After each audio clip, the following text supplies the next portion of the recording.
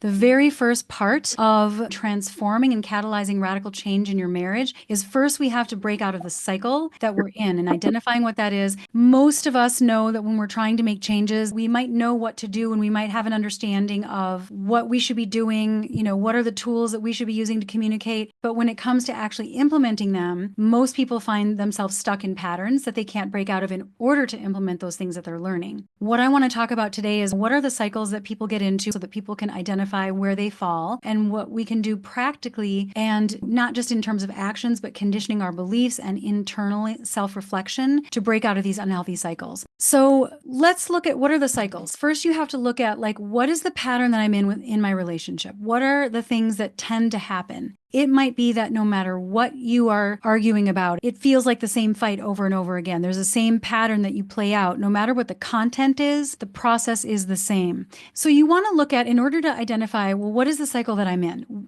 Is there a recurring argument or theme? Do you have the same fight without resolution? Here's an example. Maybe you want to really be heard. You bring up feedback and your partner gets defensive every time. Criticism and defensiveness.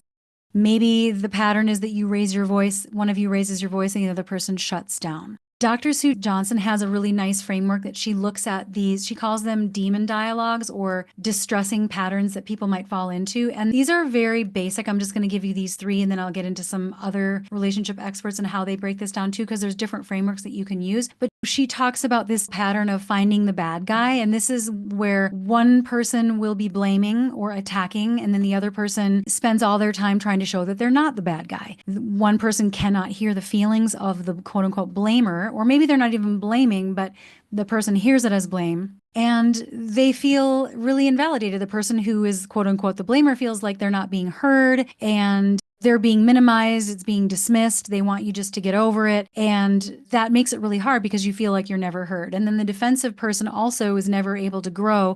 And both of you then carry resentment later on. One person feels like it's never good enough. They're constantly bringing stuff up. I'm always the bad guy, and I'm just not going to do that anymore. And so now I'm not even going to hear any feedback, even if it's not an attack. Another pattern is a demand or withdraw. That's where one person is usually demanding connection and pursuing it, even in an angry way, or like Terry Real calls it, an angry pursuer. You're always mad because you're wanting some kind of connection and they're not giving it to you. Or you could be coming forward in a really needy way. And then the other person withdraws, either because they just are afraid, they don't know what to do. Maybe they're just so afraid of disappointing you, and then they shut down because when they were growing up, they had parents that leaned on them too much emotionally and they were out of their depth and they were scared, like, I don't have what it takes to fix this. So then they shut down, right? Maybe one of you has learned to not need things, and so they're not going to, you don't want to see the neediness in the other person. If you've disowned that part of you that's needy, you're going to be really revolted by what you perceive as neediness in your spouse. So that could be something else that gets in the way. The other pattern that Sue Johnson talks about is freeze or flee. And this is where both partners become withdrawn and hopeless. So this is where you have, instead of one person pursuing and the other person shutting down, or one person blaming and the other person defending, this is where both people are just shut down. They're both avoiding, they're both not communicating. And this is what Dr. John Gottman, he talks about. This is sort of akin to one of the 4 horsemen of the apocalypse. These are defensiveness, contempt, criticism, and stonewalling. This is where we move into stonewalling, and you kind of move into parallel lives. There's no point in bringing it up. It's not going to work anyway. It never does. They're resentful. They're not bringing it up. Both of you guys are just kind of in your own lane. And that's a really big red flag. If you're living parallel lives, if you're just not even fighting anymore, especially if you used to have a relationship where you were still fighting and now you're not at all, that's a bad sign, because fighting is actually a protest against disconnection. So if you are no longer even trying, it's because you're shut down, you're hopeless, and you're certainly not, when you're hopeless, going to be engaging in the behaviors that could make things better. So it is a high predictor of divorce, according to Gottman's research.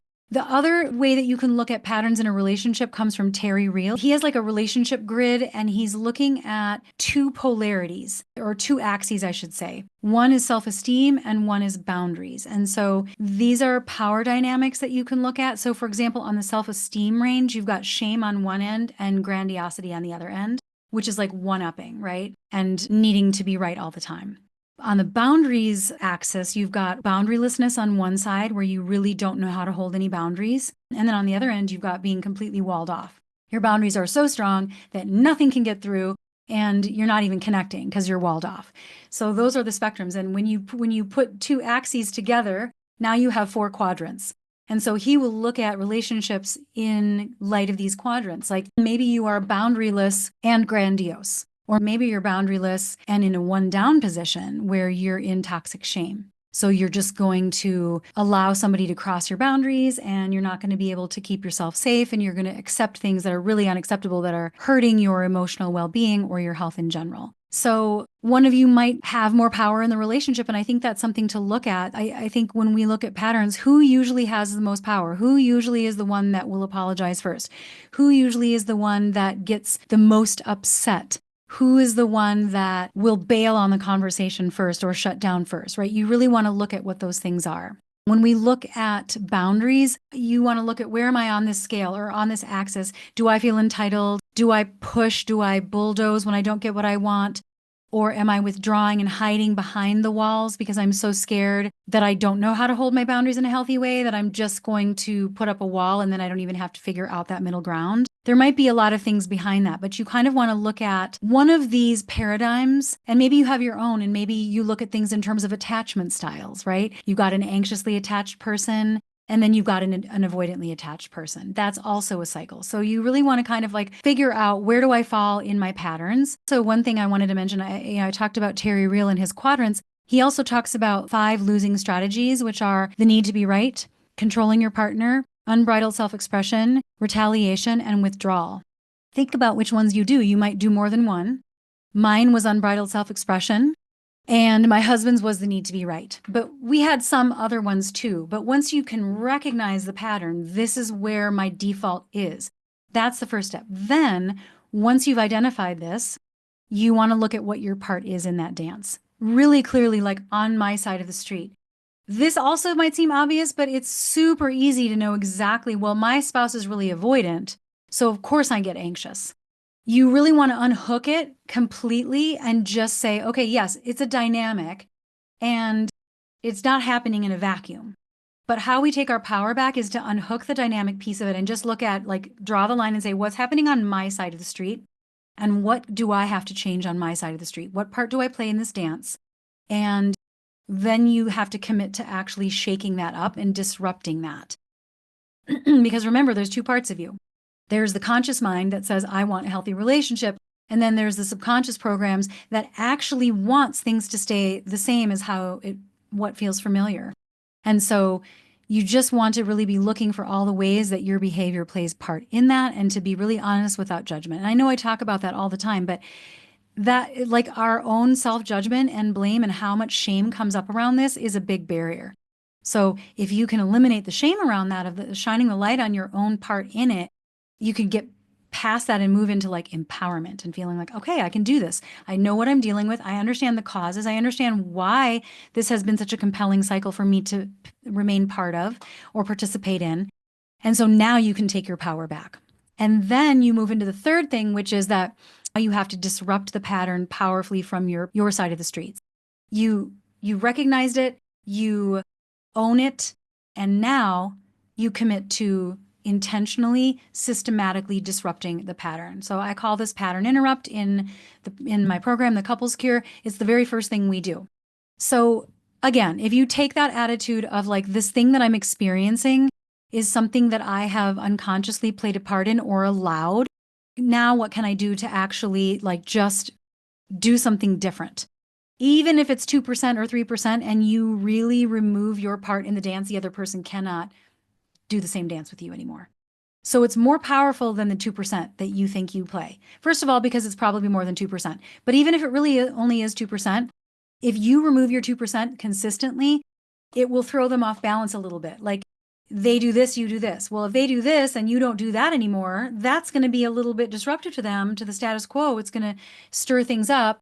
You know, they might get curious, they might self-reflect, or they might just start to learn, okay, this isn't the way it was before, right? So if they have their own secondary gain in the dynamic, you removing your part in that dance is going to give them the opportunity, and sometimes it gets worse before it gets better, They might get dysregulated first or confused or upset or give it all kinds of bad meaning. But if you're really consistent with it, you would be amazed at how much power you actually have just from your part of the street. Now, what is pattern interrupt?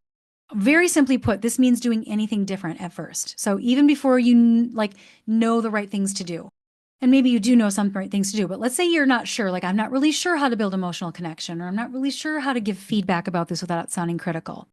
All you have to do is something different to start to do a pattern interrupt. So what's old story and what do I have to do to create some kind of new story, right? So how you would do that is like, okay, what do I do that I think plays a part that I can stop doing?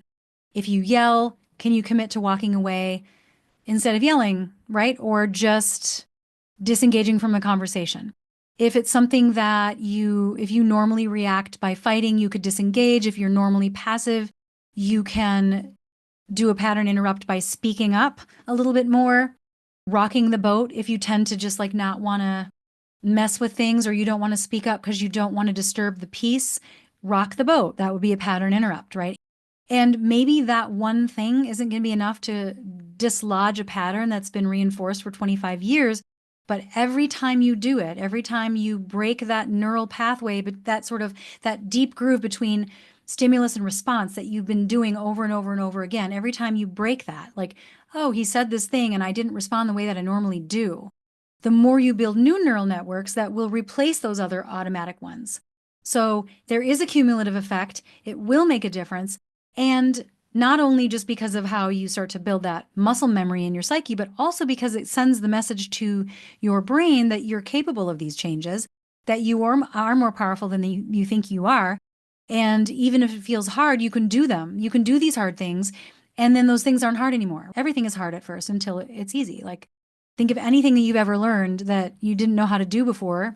I always like to use the example of driving a stick shift because it's so awkward at first and you make mistakes. There's no way to learn a stick shift and not do it wrong the first couple times. But eventually it becomes muscle memory. So just keep that in mind. The other thing I also want to mention in terms of pattern interrupt, there's 4 things that will help you if you keep these things in mind, because this is the hardest part. Because basically what you're doing is you are going against the power of the subconscious mind, which, like I said, is really, really strong.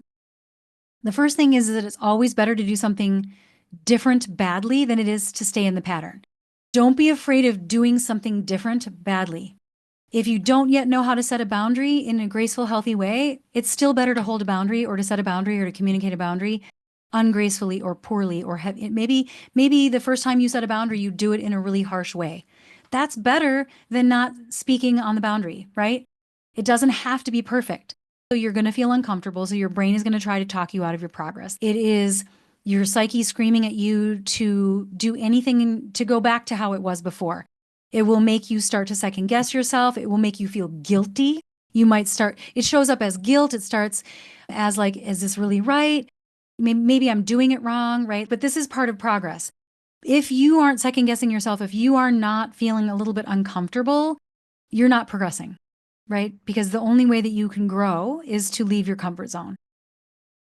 And then part of this notion of discomfort as you grow and expand is that even positive changes can cause grief, right? So letting go of what no longer serves you can still be really painful, even if it's in service of positive changes. Grief is moving away from something that your psyche is still attached to, even if it's no longer in your best interest.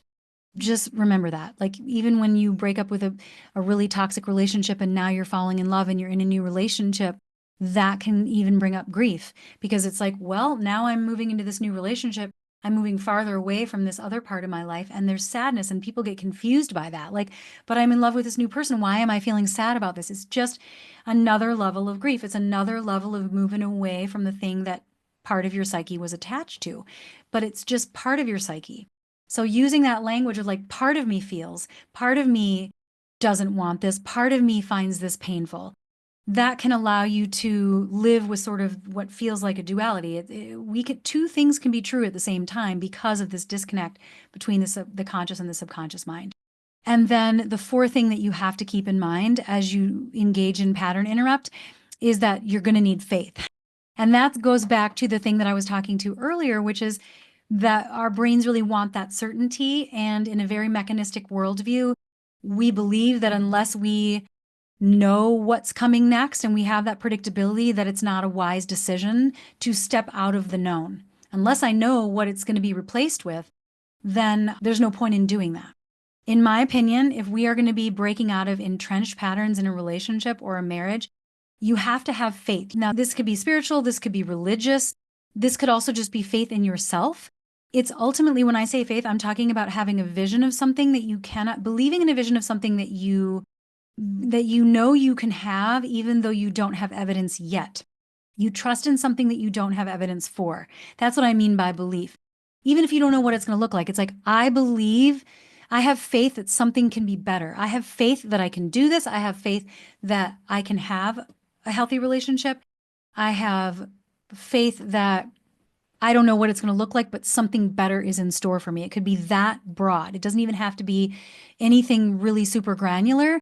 The truth of the matter is that unless you can really connect to something beyond the feedback of your environment and a belief in something that isn't yet true, think about it like this. When else have you done something that you didn't think you could do, or built something new in your life, or accomplished something that you had no template for in your previous life experience?